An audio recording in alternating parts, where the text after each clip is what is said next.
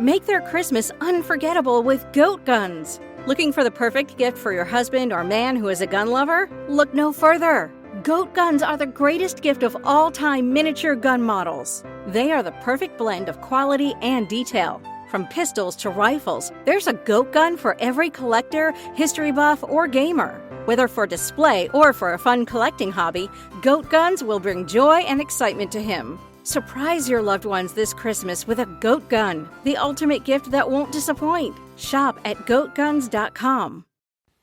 Welcome to the Human Capital Innovations Podcast, where your source for personal, professional, and organizational growth and development, where we share original research, explore industry trends, and interview executives and thought leaders from across the globe. We hope you join us often for practitioner-oriented content around all things related to leadership, HR, talent management, organizational development, and change management. Maximize your personal and organizational potential with Human Capital Innovations Podcast.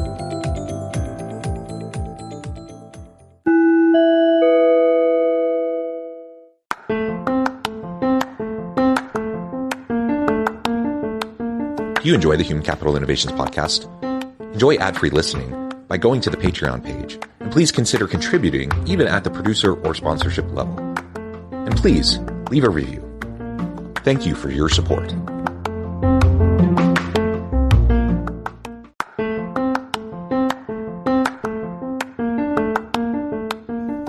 Welcome to the Human Capital Innovations Podcast. In this HCI Podcast episode, I talk with Sameera Moinpour about how to scale OKRs in large, complex organizations.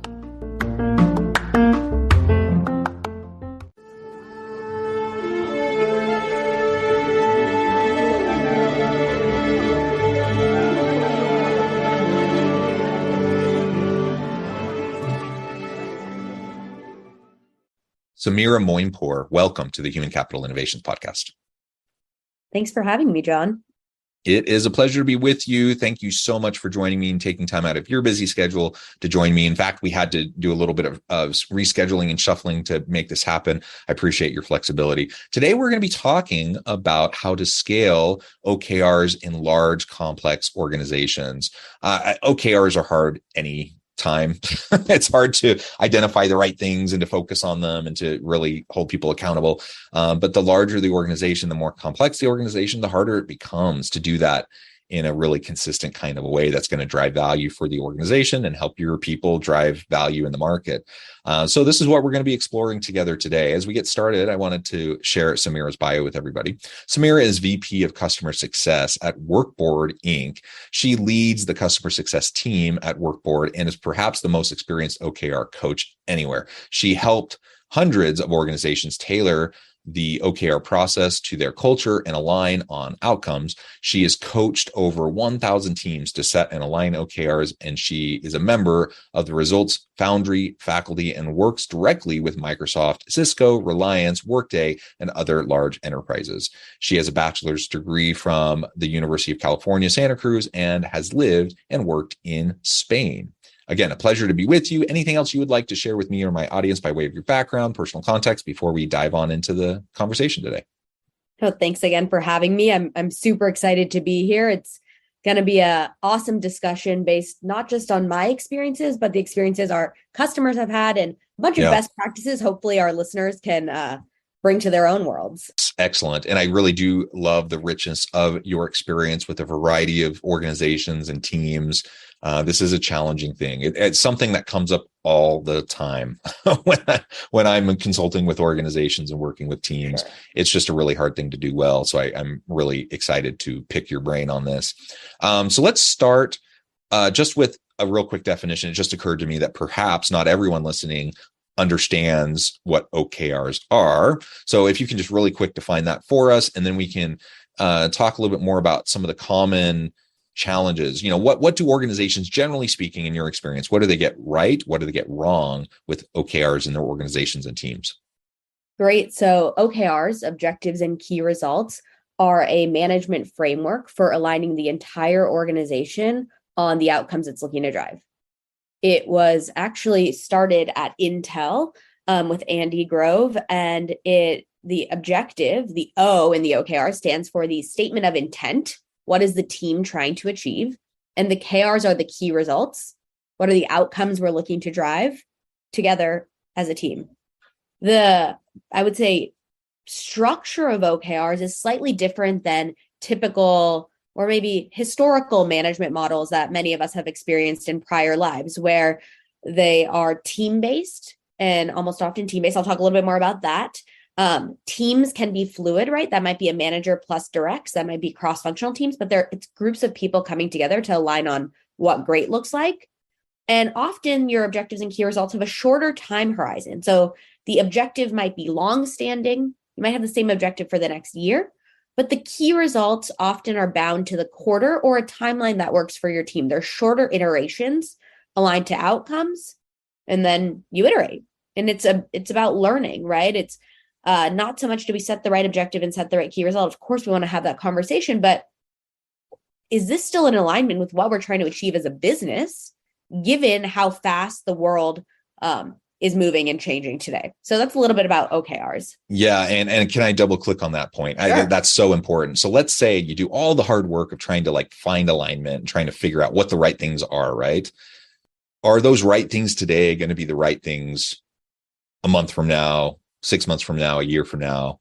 Maybe, but probably not. Like, things shift very rapidly, and the rate and pace of change is just increasing exponentially. So we have to be flexible. We have to be agile. I love the approach that you were just sharing, around, looking at this from a developmental standpoint, from an experimental standpoint.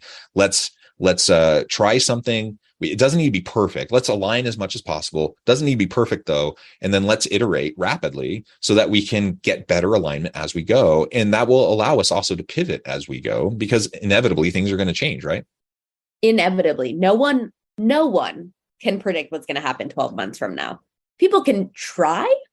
They can try their best, but really none of us know what's going to be true on September 2023 in this particular case. We just don't know. And so this gives teams a common language and organizations a common language to get aligned in the first instance. Like, let's agree on what great looks like for this time period in alignment with our broader organization strategy, right? It shouldn't be disjointed from that. The reason we want to do and set OKRs in the first instance is not so we can have yet another acronym in our organization.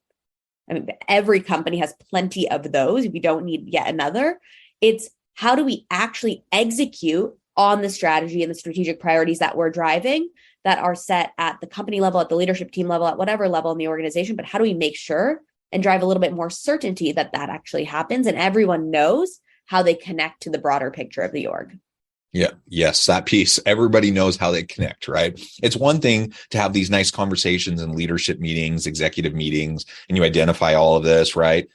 And you may even have a meeting where you communicate it, or you send out that memo or the email or whatever. Do people actually know how they connect back? Is that consistently communicated over time? Is it a constant evolving dialogue? And is there constant transparency and communication around the process? Right. That is where I think, I asked about what organizations are getting right and wrong. And that's one of the things I see in terms of how organizations, regardless of their best intentions, how organizations and leaders often get it quite wrong.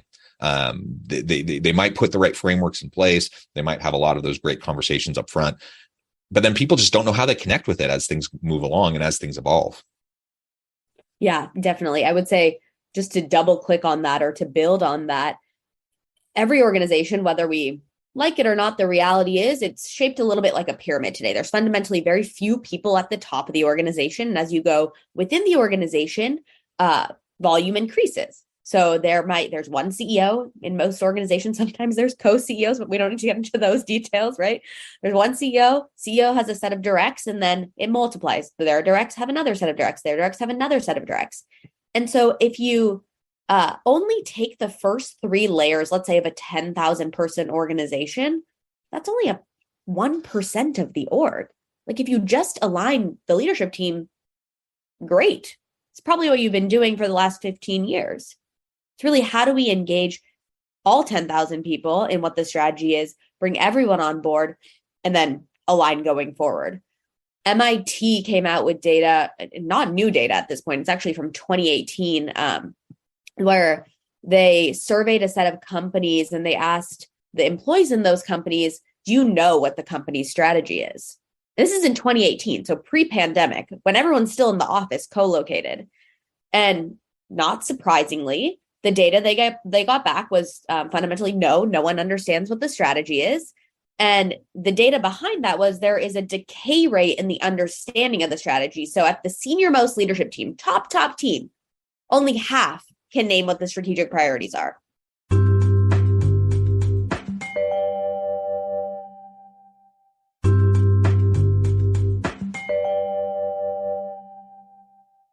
If only half of your topmost team can understand what the strategy and the strategic priorities are and how they align, of course, it's like a bad game of telephone all the way down. And the data they have is that 78% of senior executives cannot name the strategic priorities. And then it goes to 87% of frontline teams cannot name what the strategy is. And so this data is from 2018, 4 years ago, point pre-pandemic, when we were all together, co-located in both cases. Trickle-down strategy wasn't working then, when plans and annual plans were probably relevant and there was less change at that time. We thought there was lots of change at that time, but nothing compares to what the change we're going through now. And so if that was the case when you were all co-located as an organization, and the world is changing even faster now, the problem of getting everyone aligned and making sure everyone understands what the strategy is getting worse, not better, which means every organization needs to be more explicit in how do they align everyone? How do we get everyone on board and make sure that our people are working on the right things day to day? And then for the people side, it's like people want purpose for their work. People want to know the why of their work, not just, I'm going to go complete 10 items in a backlog. Like, okay, what impact does this have? And then they can connect and see that all the way back up to the top of the organization. So that sorry, go ahead. Absolutely. And those statistics are staggering, right? But even, and I want to highlight, my experience with leadership teams is even when, there's so many of that executive leadership team that can't fully articulate what those core values are, what the core purpose is, what the core objectives of the organization are, the strategic pillars. So many can't really truly articulate them, but even those who can kind of rattle them off, a lot of times there's just different interpretations. And so there's not actually clear alignment with what they're rattling off and how they want to enact it versus, say, the CEO or other senior leaders. And so, of course, you have this really, the telephone analogy is a really great one, because you have this poor game of telephone all the way down. Of course you do, because people all have their own perceptions and understandings around what those things are. So if they even know about them in the first place, it's then going to be filtered through all these imperfect humans who may have the best intentions, but they just can't get it down the line, all the way down to the frontline employees usually. And so when I talk to it's so interesting when I go and talk to a senior leadership team, for example, and we talk about these things, and they're saying the right things. I'm like, okay, you're thinking strategically about all these things that need to happen. I might hear all the right things from them, but the best sign of whether or not they're being effective is not talking to them. It's talking to the frontline employees. Yeah. And do they actually have alignment? That's table stakes fundamentally. Yes. But talking to frontline employees, now I'm getting the real sense of like, okay, what's the actual day-to-day, the common understanding, common vernacular, common like pressures that they're facing and how they're responding to them, and how does that align? That's where the rubber meets the road and where I really have a sense of what's happening. And that's where, like you said, most people have no idea, or they might only at the most abstract, high level kind of idea of what those things are, and not in any truly meaningful way that's going to help impact how they do their work. Absolutely. No, and there isn't a common language today for marketing and finance and engineering and supply chain to all talk to each other in one way. It's like, I'm not in marketing. I don't know marketing speak, or I'm not in finance. And so OKRs provides this common language for teams to all align. I would say that in going back to your question, like what goes right, what goes wrong, but tying it back to this, I mean, there's quite a few things that go right and wrong.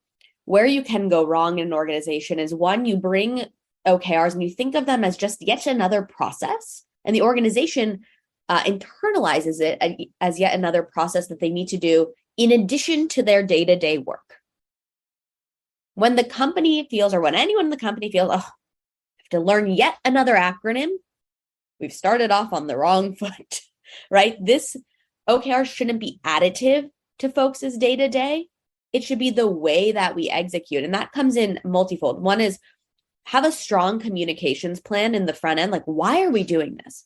Well, we're going to use this mechanism on aligning on objectives and key results because we're driving this transformation strategy, whatever it might be. Almost every company is transforming in some way right now, and they need to be more explicit in how they get aligned.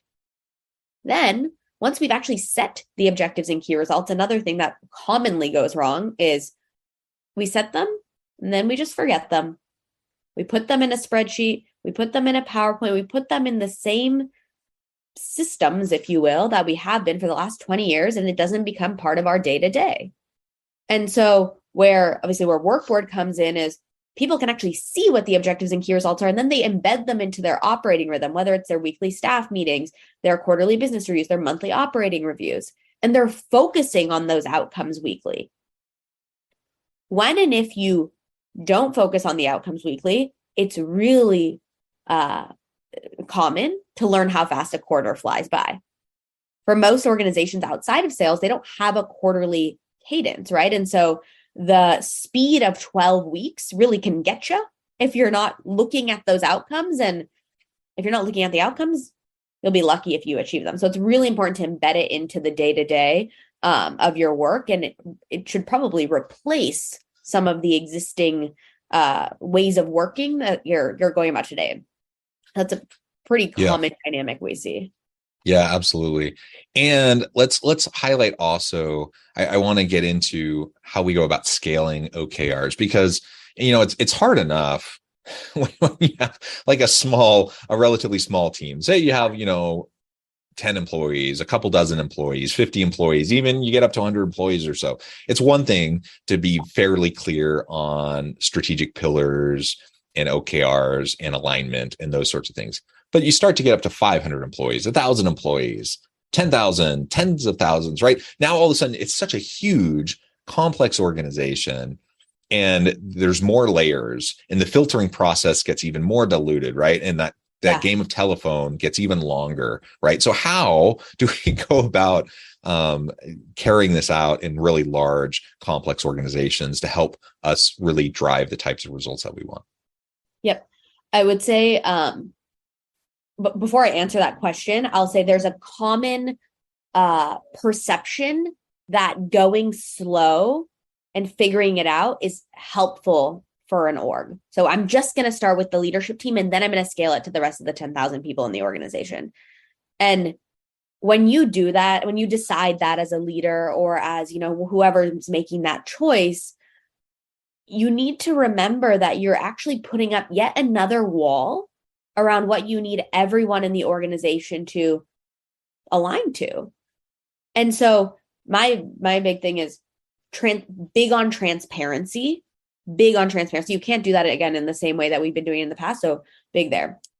In terms of scaling to a 10,000 person organization, there's a couple piece parts, right? One is, how do we think about the change management? I know that can sometimes be a scary word for some, but fundamentally it is change in how we're working. So how do we think about the mindset shifts within the organization? What's our foundation for change?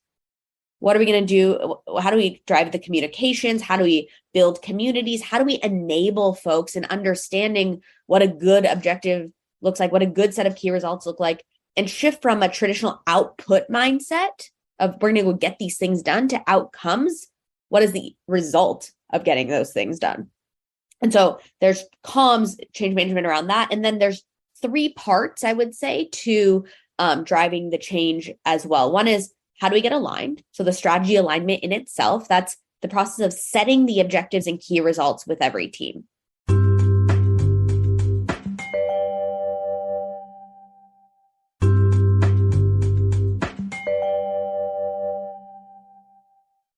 Then it's digitizing the business reviews and the operating rhythm and the weekly focus to make sure it's aligned to those objectives and key results.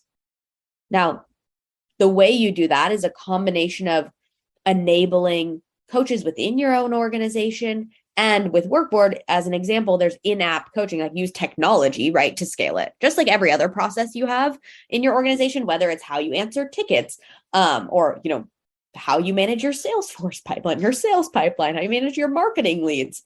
There is a digital way that helps you scale as a leader, as an organization, and how we're going to get aligned. And then you get the data of, these were the right objectives, these are the right key results, here's where we're focusing, here's where we're not, here's where we're aligned, here's where we're not, and use the data to get smarter. If there's a 10,000 person organization, I'm just using 10,000 as a proxy, and let's say there's 10 people on every team. That's a little generous, right? Maybe closer to 7, but let's say 10 for simple math. That's 1,000 teams that you need to align every quarter. Now, the thought of doing 1,000 teams in a quarter, there's only 12 weeks in a quarter, right? We'll spend the whole 12 weeks aligning. And so making sure you're clear on everyone needs to be aligned by week 2 of the quarter. So we have the next 10 weeks to go execute on those outcomes. And at the end of the quarter, we're going to reset, refocus, we're going to learn and go again, is also a cadence that you're looking to drive. That's fundamentally impossible to drive in spreadsheets. So different ways to scale, and I'm happy to dig into any of those as well. Yeah, I think that's fantastic. And like you said, we're just scratching the surface here. There's so much more that we can go into on this. And this is why you coach and consult with organizations and teams on this very topic all the time, because it is complicated. No matter what we say here today, this is just like a primer, kind of introductory note so people can explore this more extensively, because it's complex. It's a really hard, complicated thing. Everything we've talked about and the challenges we pointed out, those are not easily resolved issues. Everyone's going to have to face them. So I just wanted to reiterate that point, I think, and I appreciate what you shared up to this point in the conversation, because I think it's been super, super helpful. So I would say one thing to that, ahead. For sure, Yeah. It's hard.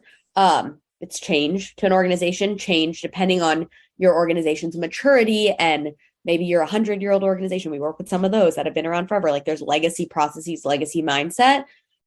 Often, if you're a change agent in your organization, you're going to come across a bunch of people that don't want to change. So to all the change agents out there, have the fortitude to drive the change. Find your early adopters, your innovators and visionaries, use them as data and evidence, because no matter what organization you work with, the mass majority of people are more pragmatic and conservative, which means they just need more data to get on board with the change. So that's my note to all the change agents. And then the other thing I'll say is, yes, it's hard, but outweigh, like, if we don't change, what will happen to our organization? If we don't change the way that we're going to align on the strategy and execute on the strategy, then what?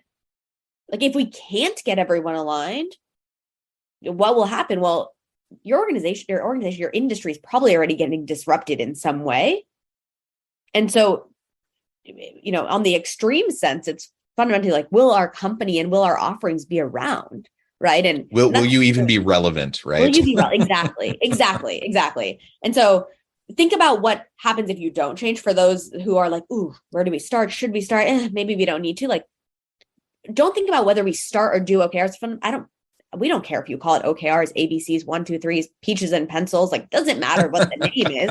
It's like having the common way to align, right? And think about what happens if you don't have that, the absence of that, and what might happen to the organization as well. Yeah. And maybe I'll just reiterate one point you were making a few minutes ago. And that is that this is something we just have to start and we have to lean into. Yeah. And it's not going to be perfect. So let's learn as we go. You're going to build the plane while you're flying it. You're going to iterate rapidly. And so I'm thinking, as you were talking about, people who just think, go it slow, take your time, make sure you get all your ducks in a row. That's a super common mentality. And there's one particular senior executive that I've been working with who that's been a real struggle, because that's definitely his approach, his personality.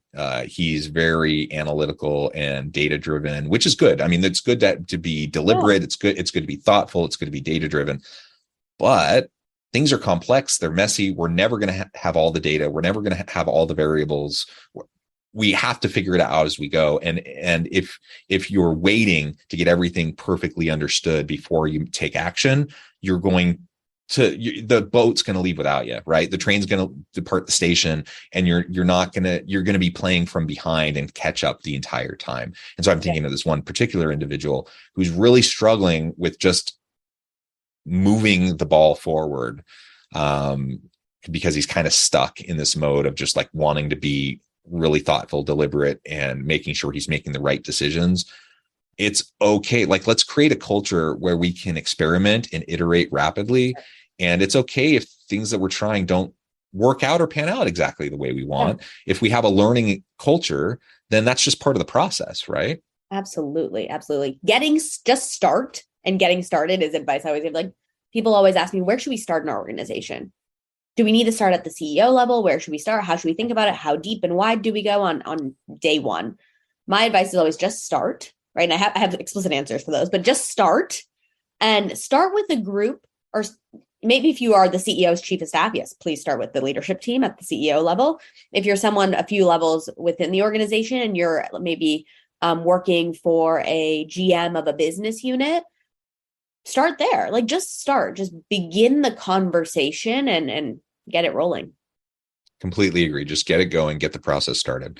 Well, Sameera, it has just been a real pleasure having this conversation with you today. Like I said earlier, we've just scratched the surface. There's so much more to talk about, but I appreciate all the insights you shared with me and my audience today.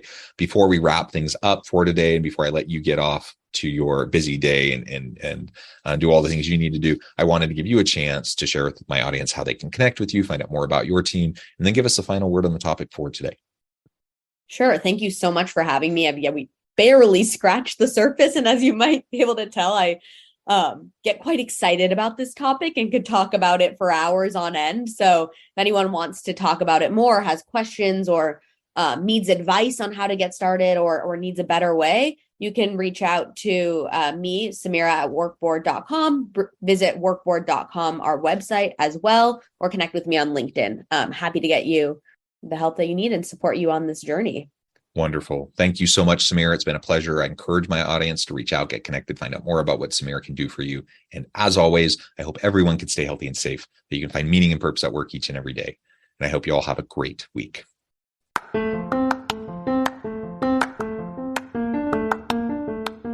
you enjoy the Human Capital Innovations podcast? Enjoy ad-free listening by going to the Patreon page. And please consider contributing even at the producer or sponsorship level. And please leave a review. Thank you for your support.